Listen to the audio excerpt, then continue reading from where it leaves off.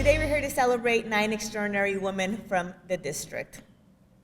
And before I talk about these women and how amazing they are, I want to talk about just women in general. So I grew up in the city of Bell Gardens, and in a household that was run by a woman. To this day, I go home and my mom reminds me that she's still my boss. She was sick, which is why I came home, and she was really sick, and she's like, I don't care if I'm dying, I'm gonna boss you around until my last breath. She's fine. Thankfully, we still have her here, but she was that role model, and I never thought about it. I never thought about what my place was in society. I never thought what people expected of me. I never thought about, having to be a certain lady, a certain way. I grew up in a house where I was lucky, where I was told I was better than my brothers.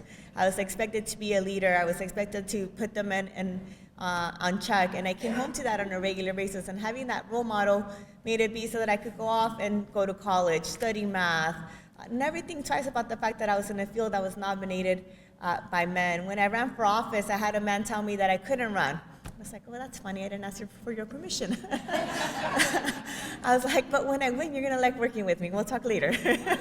And I walked out, and it wasn't until I taught math for 13 years, and it wasn't until I decided to run for office that I started to feel how bad that double standard was in positions of power.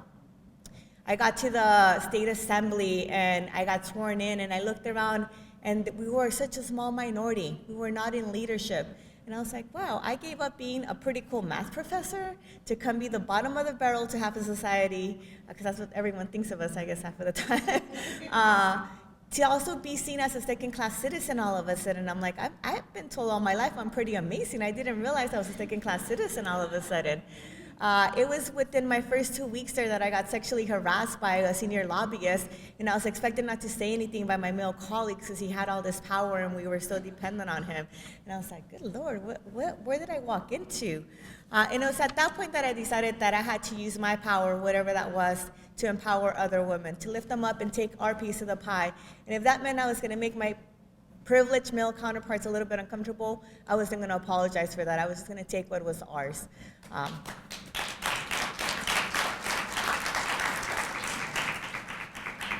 And so I've had to learn to figure out what my power is and be intentional with it, because I'm not going to sit here and lie. It's not something I was intentional with until I was forced to think about it. And I think a lot of us at different points have been forced to think about it.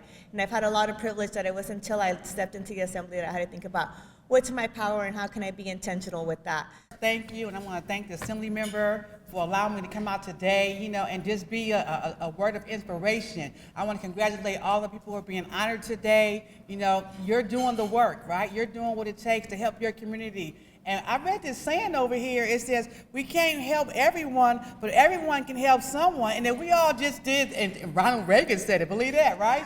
And if everyone just did that, right, the world would be a better place, because I come from a place where, it was always a lack. It was always lack and not enough, and so I grew up thinking it wasn't enough, but it was always enough because the sky was always above my head. I could always look up and know that my potential was limitless. But if I just kept looking around, I would think that I was going to be succumbed to, blight and poverty and gangs and drugs and prostitutions, but God allowed me to look up and say that there is nothing that I could not do if I believed, right? So how do you get to a place as a woman or a person who has been down to actually believe in yourself, right? You have to first believe that you are worthy.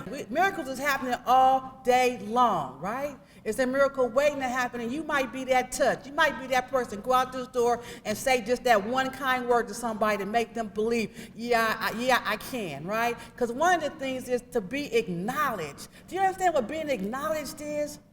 But if you're living as a visible person in society and people walk past you all day long and don't even acknowledge you, and somebody to come by and say, hey, how you doing?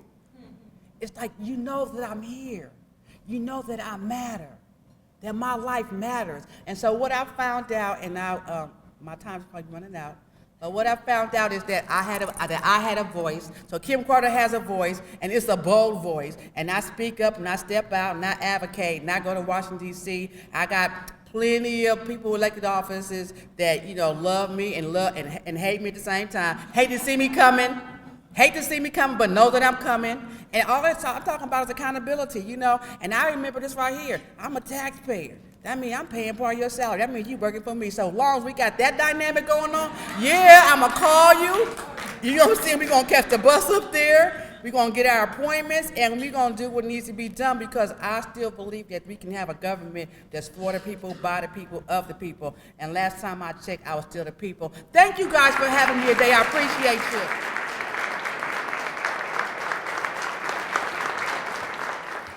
So today we have 9 extraordinary women that we're going to celebrate. These women come from very different backgrounds. They all have one very important thing in common: giving back to their community. Women have always been the backbone of our communities, our families, and our neighborhoods. I think we all have had one of those women in our lives who always made sure we got what we needed. The women that we'll be honoring today personify the statement: educating, engaging, and informing. These women know that it takes a village, that we're all better off when we look out for each other. The women we'll honor today are strong, focused, and get things done. Ultimately, today is about strong women demanding their place in the world. To paraphrase an old quote, here's to strong women: may we know them, may we be them, may we raise them, and today, may we celebrate them.